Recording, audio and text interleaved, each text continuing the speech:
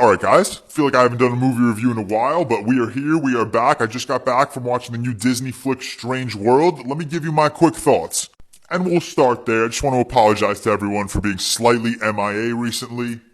I do have a full-time job, and every so often that full-time job gets aggressively busy, and I need to be a responsible human being. And on top of that, I got a personal life. I got things outside of TikTok that I need to deal with, and unfortunately sometimes TikTok just needs to take a back seat. I hope to be back to regular posting soon. I promise I want to be, and I hope I will be.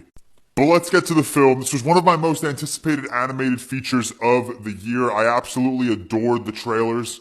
And this film is neither hit or miss for me. There are things that I loved here, and there are things that I thought this film could have done better at.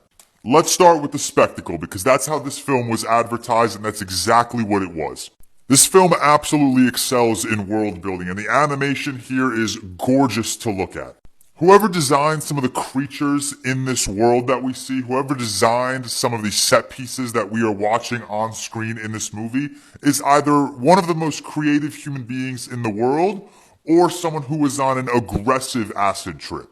And I absolutely fucking love that. The setting, the world we are in is a character of its own. It sucks you into this movie, and it's a brilliant thing to watch. This film is essentially a retelling of Treasure Planet, which is not necessarily a bad thing. This film does do a very good job at separating itself from the rest of these expedition journey type movies with its incredibly creative and amazing animation. But at the same time, we've seen it before, and the story does not necessarily feel that refreshing. This film also surprisingly dealt with a lot of mature themes. And while they were presented in an incredibly mature way, and it never felt like they were being shoved down your throat for the sake of being shoved down your throat, the focus and highlight of these mature themes took away from any depth and character development that this film hoped to have. And unfortunately, that led to a slight level of predictability here.